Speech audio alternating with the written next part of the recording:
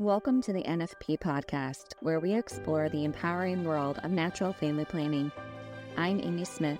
Join me and my co-host Emily Appledorn each week. Together, we're here to dive deep into the science, the stories, and the spirituality behind NFP. Every week, we push back against the free love culture and advocate for a culture of responsible love, where intentionality and respect are at the forefront of family planning. Join us as we discuss everything from the practicalities of charting and fertility awareness to the profound impact NFP can have on relationships and communities. Whether you're new to NFP or a seasoned pro, our podcast is your go-to resource for honest conversations, expert insights, and real-life experiences. So grab a friend, settle in, and get ready to be inspired. This is the NFP Podcast. All right, guys, welcome back to the podcast. Hi, everyone. We are wrapping up here in this episode, not this one, but next week, our encyclical on the truth and meaning of human sexuality, guidelines for education within the family. And we are in the subheading recommended methods. We're going to start on paragraph 129 for those following along. The normal and fundamental method already proposed in this guide is personal dialogue between parents and their children. That is, individual formation within the family circle. In fact, there is no substitute for a dialogue of trust and openness between parents and their children. A dialogue which respects not only their stages of development, but also the young persons as individuals. However, when parents seek help from others, there are various usual methods which can be recommended in the light of parental experience and in conformity with Christian prudence. As couples or as individuals, parents can meet with others who are prepared for education for love to draw on their experience and competence. These people can offer explanations and provide parents with books and other resources approved by the ecclesiastical authorities.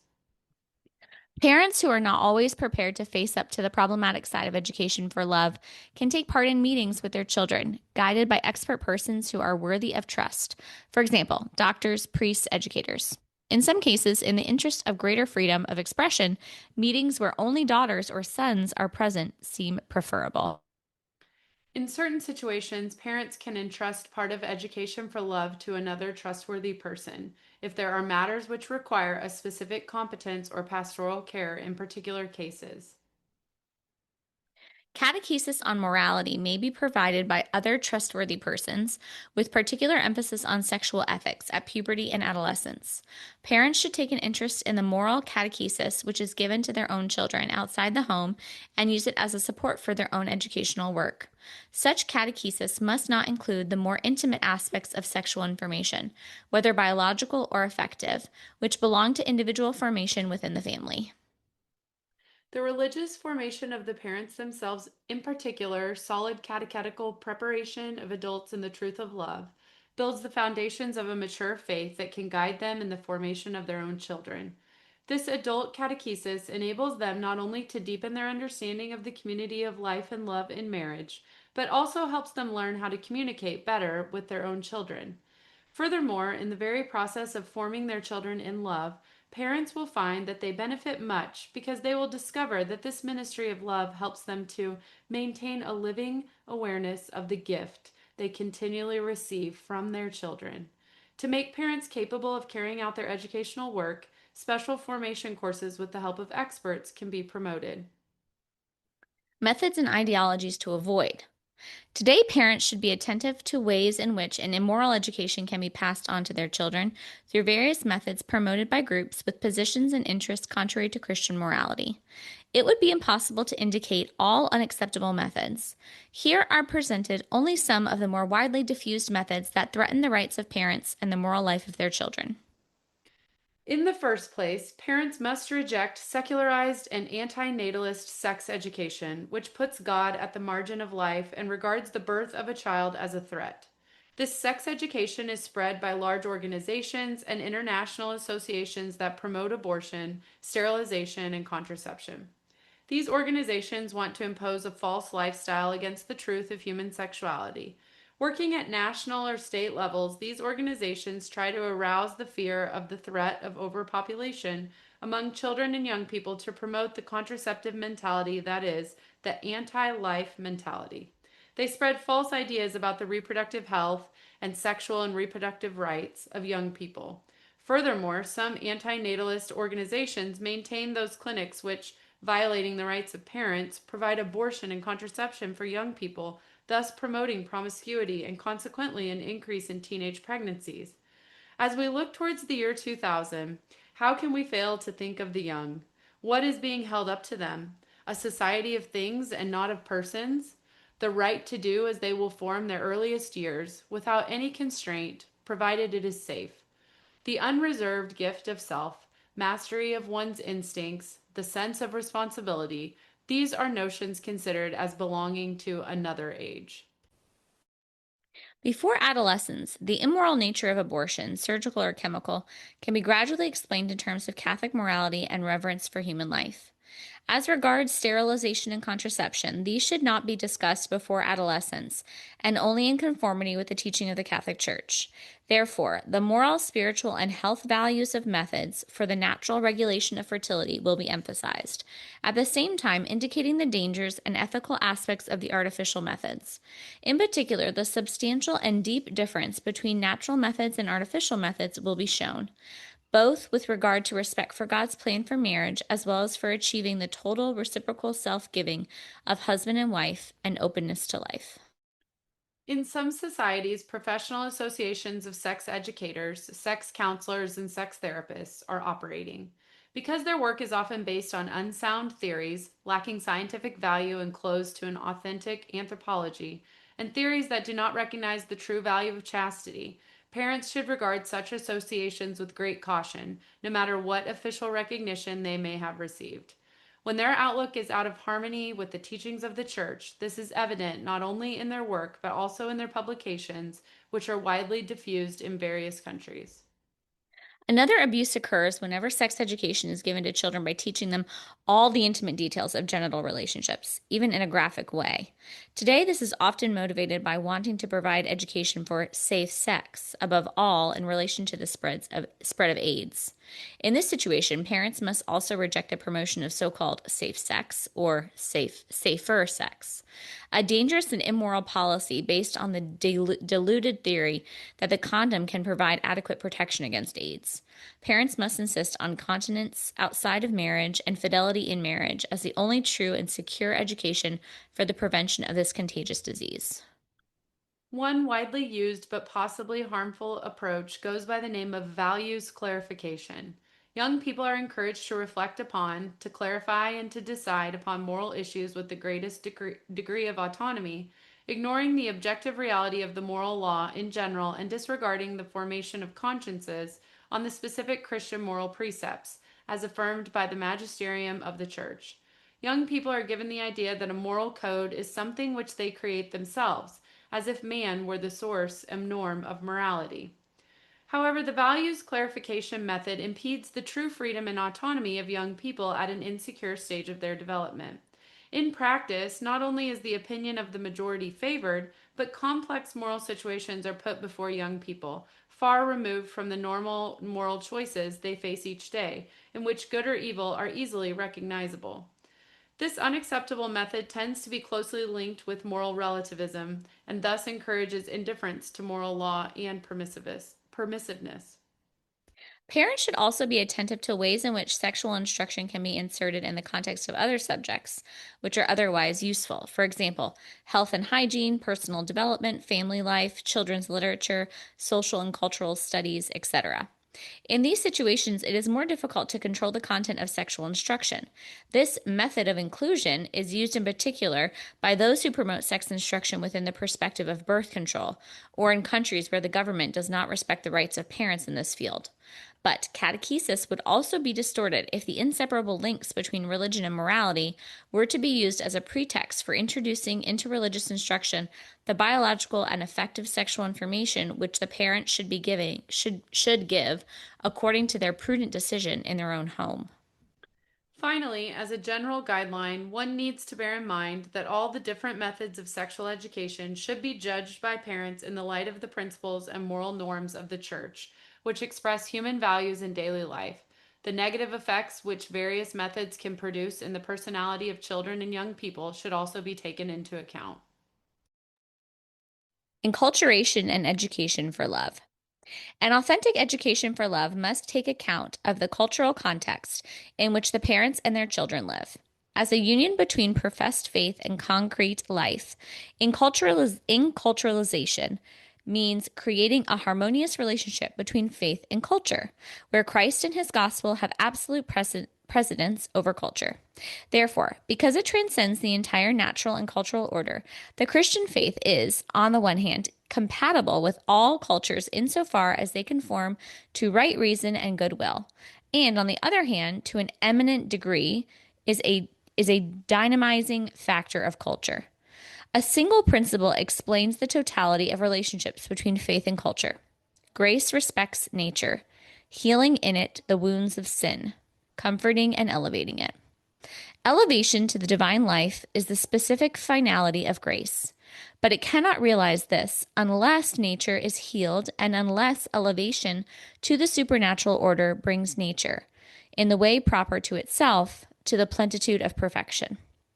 Therefore, explicit and premature sex education can never be justified in the name of prevailing secularized culture. On the contrary, parents must educate their own children to understand and face up to the forces of this culture, so that they may always follow the way of Christ. In traditional cultures, parents must not accept practices which are contrary to Christian morality. For example, rites associated with puberty, which sometimes involve introducing young people to sexual practices, or acts contrary to the dignity and rights of the person, such as the genital mutilation of girls.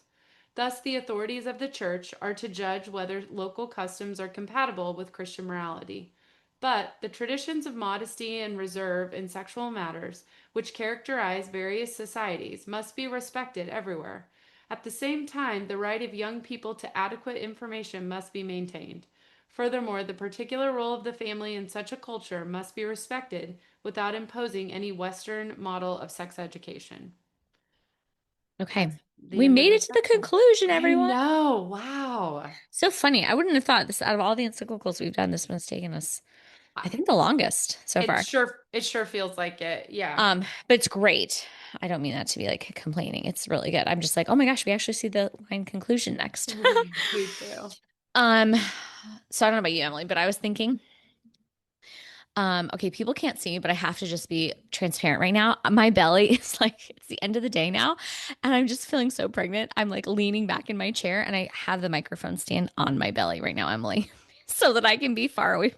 I can be leaning back from the computer so I can breathe. I love that. I feel like, at the end of the day, it just feels like you Yes. can't breathe anymore sitting up. Yes, I remember that feeling. Yes. Okay, anyway. I think it's funny. Yeah.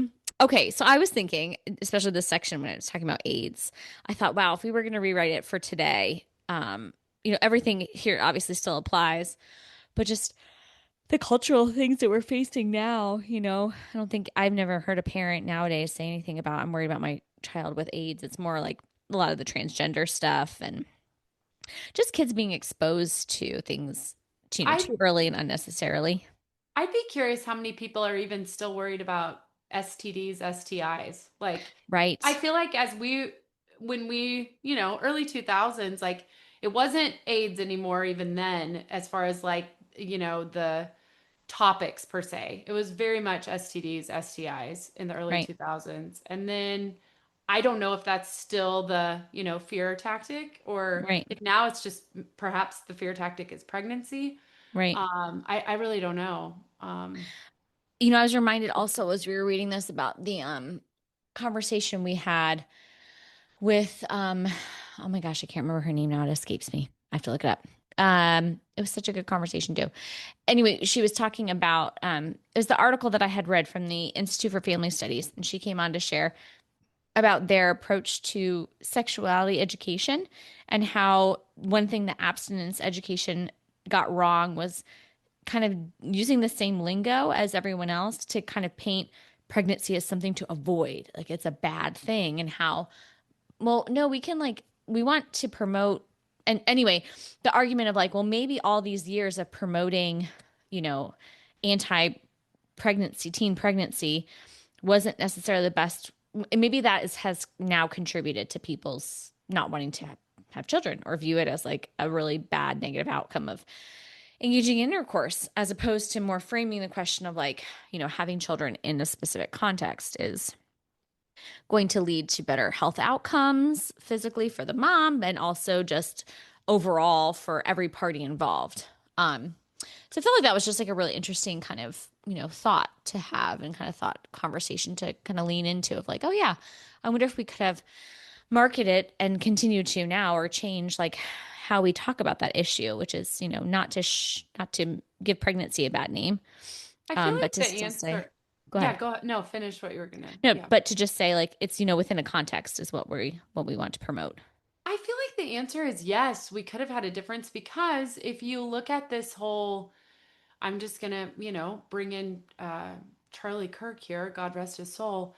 But, before his death and in the years leading up to that, like his whole thing was, promoting marriage and families and have as many babies as you can. And there were lots of people that were taking to that. And I'm not just saying it was only him, but he was leading the way, I think, in that aspect.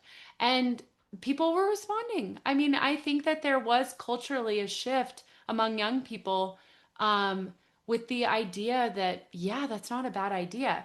And I don't know if you would agree, but like when we were in our early 20s, that was nowhere to be heard. I mean, that was like not, it was all just in, I mean, at least in my circle, my small circle, this is the beginning of Facebook, so to speak, and that sort of thing. So I'm saying that just in regards to social media as a whole. It was very much party culture, like just, like have fun. And the idea was that, you know, kids don't fit into that, let alone marriage. Like what, And so I do think it perhaps that verbiage, right? Like avoid pregnancy at all cost. Perhaps that could have been different. And the only reason I say that is just because I do feel like there's been a change just based on Charlie Kirk's, suggestions or, theories, ideas. And so I think that could play a part in the way that, middle-aged women feel about things. And I think we're seeing a change too in like some of the programming that's put out there now and the way things are structured from, the sex is made for marriage kind of mindset. And, even from within the church, right? Like I know we talk about her a lot because she led us to this encyclical and she just has great products. And Pearl and Thistle, her programming, I think just really, it doesn't talk about children in a bad light or pregnancy as being a bad thing, but just paints the idea of like it's deeper, right? Because Catholicism is so deep. I love Catholicism. Like just this, like we're talking about love. How do you truly love another? And how do you are made for love and you are made by love and for love and you are made to be a gift to people. And people want to be a gift to you. Like just this worldview that just naturally, right? And we've read this in the encyclical, like creating this culture at home, starting at home, where just life is a gift and we're meant to serve each other and sacrifice for one another. Blaze asked me a question today, Emily. I was outside and they were playing. He comes over to the hammock and he's, Mommy, what does it mean to sacrifice? And I was like, I'm sorry. You're 4. What did you just say to me? I was so caught off guard. I was like, I said, well, it means that you are giving up something that maybe you really like. And he said, does it mean you die? And I said, well, no, I said, not always. Some people sacrifice, their life. I said, like Jesus, he sacrificed his life because he died for us. And then I think he made some silly 4-year-old comment and then he went about his way. But it was like, oh my gosh, like, whoa, what is He like heard just the so word. cool. Yeah. Yeah, If he's heard that word before. Anyway, I just thought it was just a really neat kind of one-off, kids comment, but it made me think like, wow, just this like this culture, this environment, words that are used, your disposition to life, your disposition to your family, to I children, to other people, that it just makes such a profound impact. And I feel like when you're in it, you don't really notice it or see the fruits, quote unquote, of your labor sometimes until you step back. And then you start to realize like, oh, this is a little different than, other ways of doing it, I guess, or that I know I experienced when I was younger too. So, yeah, I think just having good sources that are creating the context in which you want to ultimately have, then like the kind of the meat and potatoes conversations, right? Like the potatoes that go into the detail of how babies come to be and all of that. Like it first starts with this formation of a culture and a community of life and love, and that's the child's worldview. I think it's a true testament to what your home life is like, whether or not that's, maybe he heard that story that word in a book, or perhaps daily mass, right? Like Oh, right. the life that you live is surrounded by different words, and one of those being sacrifice. And it's not something that you perhaps use in your day-to-day life towards your 4-year-old, but he's heard it, right? Somehow.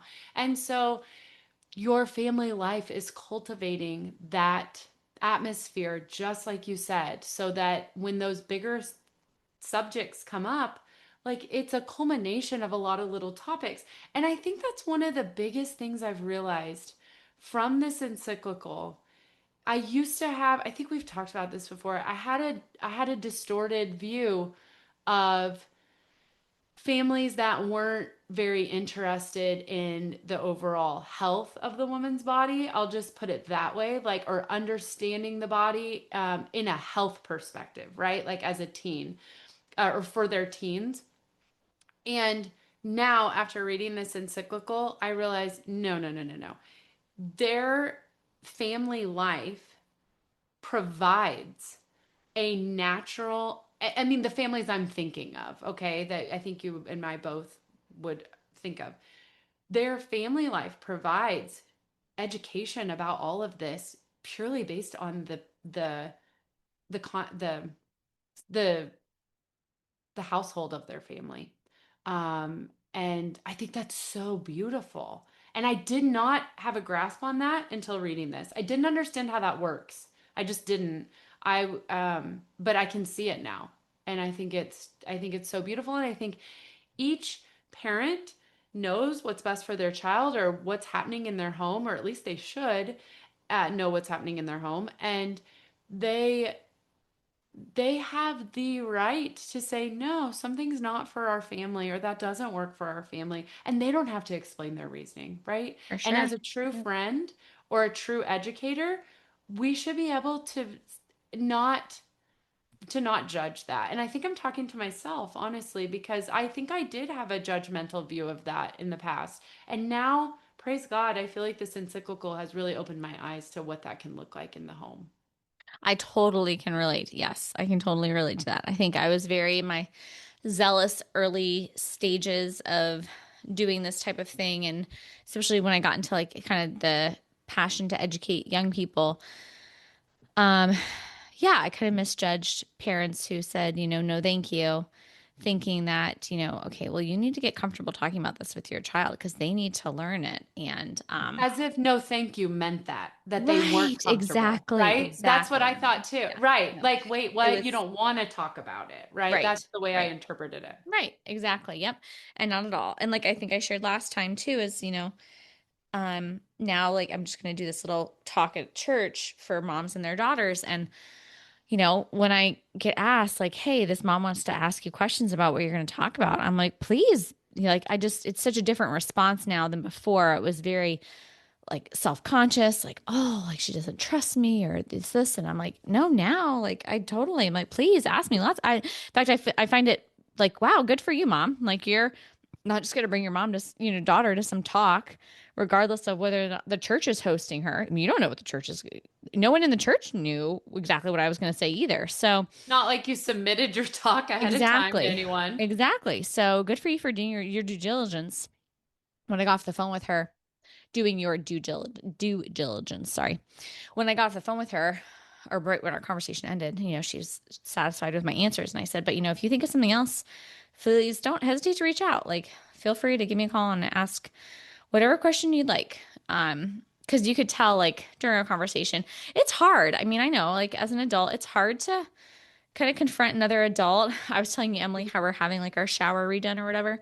And I had to talk to the contractor today and ask, like, because Joey had to teach a class. So I had to be the one to follow up and ask the kind of like the tough questions. Like, so when you say materials, can you provide us some more itemized lists? Like, these more questions where like can maybe create some tension, and it's like not always the most comfortable. In fact, I tried to ask Joey, like, hey, do you have time today? Like, can you actually make this call? He's like, no, I have to be in this meeting. So I was like, okay, I got to do it. And like, I remember a friend of mine, she's like, you got to put on your big girl panties and do the hard thing. And it's like, all right, I had to do that call today. So anyway, I just, it's hard to be parents. We can be self-conscious and, worry what other people will think of us or whatever it is. And yeah, having to overcome that as a parent for love of our kids can be really hard. And sometimes we don't even know what to ask, but we feel Right. like we do have questions and we don't want to sound stupid. Right. Like we're adults, right? Like, and God forbid there's something we don't know and in regards to these topics, and Right. we don't want that on full display that Right. we're not educated about that. Right. And there's just so many layers to and wounds, right? Like, I mean, so many things that come with this whole topic. Right. And God It is can make it, there. yeah. Like, And it can yeah, make it just feel really hard and it can. uncomfortable. So I really like this. I mean, I've just been so grateful for this encyclical. So I like kind of it lays out these 5 recommended methods of things for parents to consider that you can entrust your education to, someone who is trustworthy and is going to talk about it in an appropriate way. And, with attention to pastoral care, it says. I also really loved, I like these 5 things because to kind of complete what we were just saying is it, because I say all those things, then I think other parents will relate to this. When you find someone or some organization or some group, small group, whatever it is, where you just totally are completely aligned with them, totally trust them, you can just drop your kids off and like, you don't think about them again.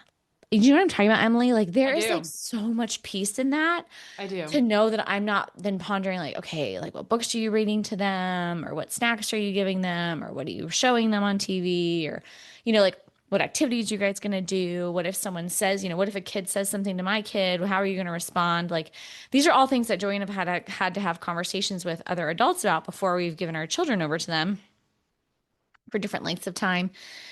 And it's just so nice. I mean, it hasn't, to be honest with you, I wish it would be more, but it hasn't been a ton of organizations or groups where we feel that. We were just reminiscing about one that we had where we used to live. And it was like, I just trusted the way that they ran this operation so much. It was like such a relief to know, like, I dropped him off and I really didn't have to think about him unless like something happened, they would call me.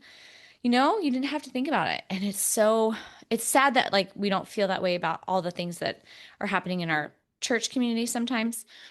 But it is really nice when we can find those sources. And Emily and I try to share them on the podcast with everyone. It's like, you can do your due diligence too, and you can look into this some more.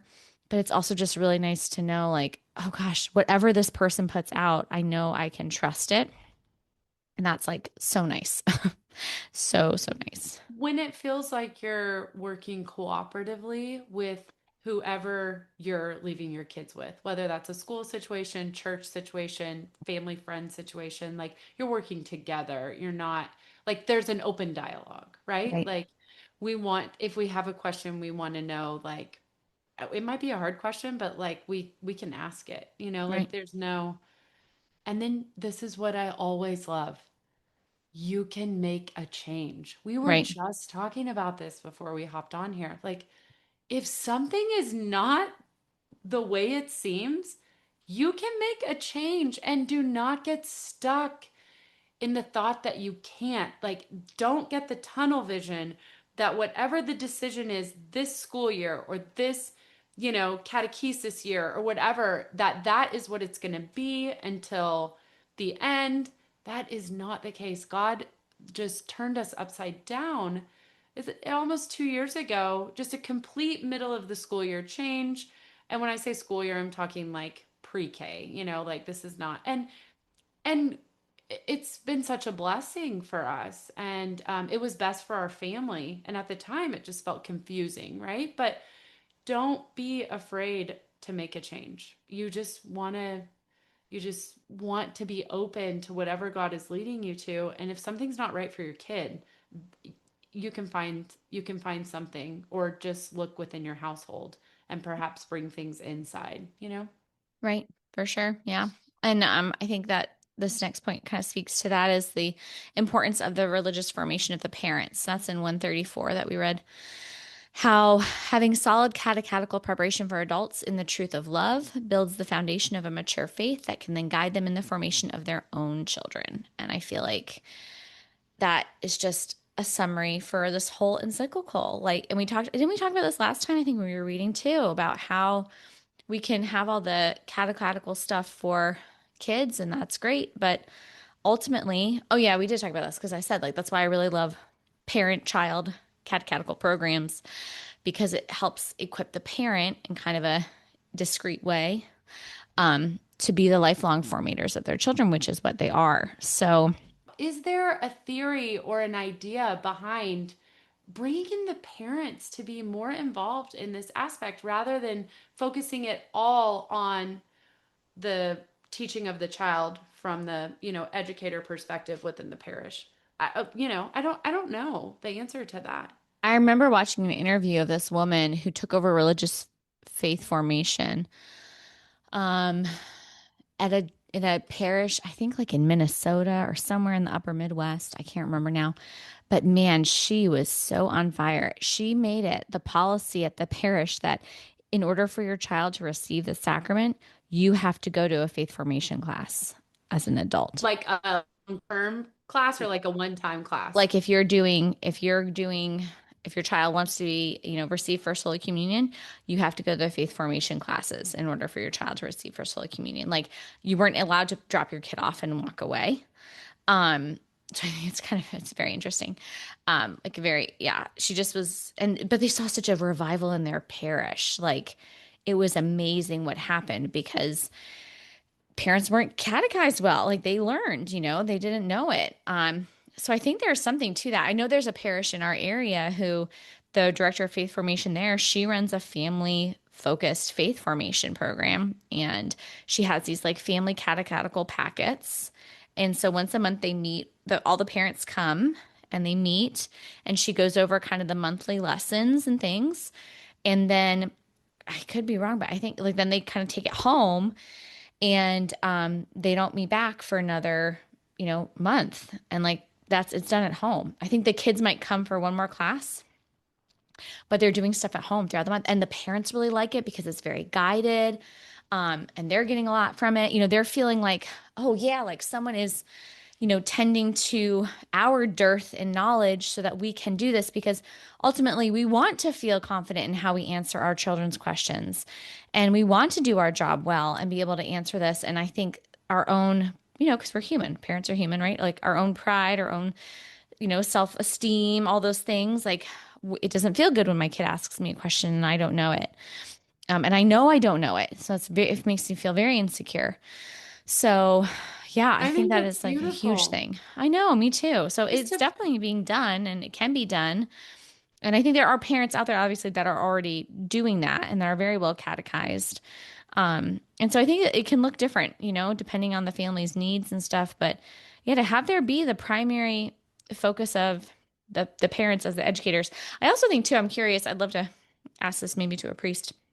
I don't know how accurate it would be, but to say, like, is there any culpability on the behalf of the church for taking up this gauntlet to an extreme, to offer all these children's programs, all these faith formation things for young people, making things mandatory for young people, and then neglecting the, kind of like, okay, well, parents aren't doing it, so we're just going to do it, as if that's something heroic and great.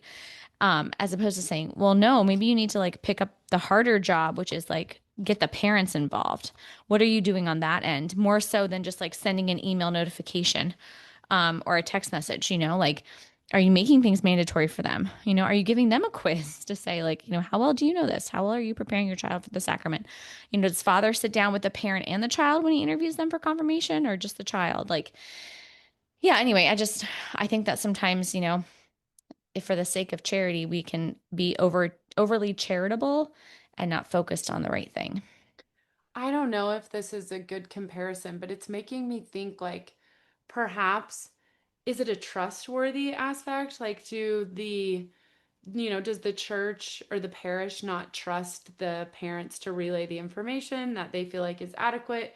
And so they just want to take over. When I say take over, I mean that really loosely. Like, so they just decide to teach the classes because they know what's going to be taught. To me, it makes me think of just the idea of like when you're trying to get pregnant and the doctor says, come back in a year if you're not pregnant. And the whole idea of like, you're not smart enough to really know, like, you don't to know when you're fertile and when you're not. And this whole idea that if you're practicing a natural method, you're going to get pregnant immediately.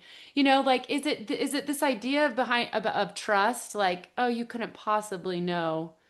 So we're just going to do it for you. Take this medicine or here's this. I don't know. Right. Or is it just because, like I said, then what every kid has been taught. So it's like, is that easier? I don't know. Right. Yeah, I don't know either. I mean, I'd love to hear, people who are in that world, kind of their take on it or their opinion of it. But I think just from the outside, to be honest with you, I thought about this just the other weekend because a mom I was talking to after mass, she's like, yeah, we're just trying to kill some time before CCD starts. And I was like, oh yeah, CCD, that's still a thing. Like I have not, Max did a couple classes with his formation for First Holy Communion, but like otherwise we did everything at home. And yeah, we just like do stuff at home. I just hadn't thought like, oh, and we should also enroll him in a class on Sunday. I think I would maybe feel differently about it if I, as a parent, and this is, maybe some people will think this is weird. I don't know. But I think I also like, I don't know. I'd have to do a lot of investigating. Like, well, who are the other kids in the faith formation class? And like, are they like what I was when I was little, like just being dropped off here on Sunday for an hour? And like, but nothing's done at home. And like, this is just like something you're having to check off as a box. Like, my son is really into his faith right now and really loves it. And like, I don't want to put him in a room with a bunch of other 8-year-olds who don't know the answers to these questions and he does. And then they think he's weird or something's off with him. And I'm like, no, why? Why am I going to squash this? Like, we've Yeah, worked you really don't hard want to to. cultivate this, Yeah, you don't want him to feel embarrassed for knowing the answer. Like how messed up, is that? Right, right. Which he might not. I mean, I'm not saying He like might he would go not. in there know all of them, but it's just more like, you know, I mean, that's just to say amongst, I think without having me in there or having us in there as like a filter through which to process that too. I know for me, when I was coming back to my faith, it felt so confusing, especially because I kind of came back to my faith and then within a couple of years got right into ministry. And to see like all the imperfections in the church and people that worked closely in the church and like the administrative parts of it. I just thought like, oh, it kind of shook me a little bit. And I'm the adult. And so I think, that a time will come for that. Sorry, I don't know if that I had the mic. A time will come for that to, he'll learn that, but like not right now. I think kind of like what we're talking about with this, right? Like when you're going to introduce a topic, who you want to have introduce it, who you want to have talk about it, the environment in which they're talking about it. To me, it kind of goes into other areas of life too, not just talking about, human sexuality and the matters we've been discussing through this encyclical. So yeah, I think, I obviously in my description of that, you can sense a little bit of my self-consciousness. I don't think I'm holier than thou by any stretch of the imagination. And I know moms who don't want their kids involved in certain programming related to this topic might have that same insecurity of like, I don't think we're better than anybody. I just, for my own reasons, and I think they're good reasons, I don't feel comfortable having my child exposed to this information in this exact setting right now. maybe that could change, and I do have situations in which that would change, and I would encourage Max to participate in certain things. But yeah, I think it's just having that awareness of your own conscience as a parent, and then as a couple, what do you guys feel comfortable with? And even if you feel insecure and self-conscious about it, stick to the guns anyway, because it does get easier the more we do it, even if it's uncomfortable at first. So despite Totally. Emily and I constantly promoting, we feel like there's great programming out there. Still, parent, you are in the end the one ultimately responsible, and you do what is going to be best for your child and for your family. And I know it has been mentioned this in cyclical, I think it was last time when we finished up. Last time when we were reading it, is that, okay, if you don't decide to do, like a program with them or something, you're still responsible for making sure they know this information. So however you decide to do it, there are many ways. Yeah, as long as you decide with prudence and discernment, like Right. who is anyone to say like, no, that's not what's best for your family, Right. know? Yep. So Yeah. And I know we talked about this last time too, but like, I think just that temperament of your child is going to also play a big role into it. The temperament, their, maturity, et cetera, how they feel, for some kids, they just don't care. They just don't want a lot of information. They're just like, all right, nope, I'm good with what you just said. And then I don't need to talk about it again for another 10 years, like, or whatever it may be, Whereas other people might be more curious, and I'm more of a curious person. So I got more questions, lots of questions, and answers to those questions lead to more questions. So, okay. Yeah. Anything else, Emily, for this section? no, I think that's Okay. it. All right, guys. Next week we will finish up with the conclusion, and oh my gosh, that's going to be it. That's crazy. And then we'll move back into some fun discussions we've had recorded and waiting for everybody. So thank you for tuning in. Good conversation, Emily, and we'll talk to you next time. Bye, guys. Bye, Amy. That wraps up another episode of the NFP Podcast. Thank you so much for joining us today. We hope you found our discussion enlightening and empowering. Don't forget to subscribe so you never miss an episode. We'd love to hear from you. Please connect with us by sending us an email with your questions and stories to thenfpshow@gmail.com. We'll be back next week with more insights, tips, and heartfelt conversations about natural family planning. Until then, love responsibly.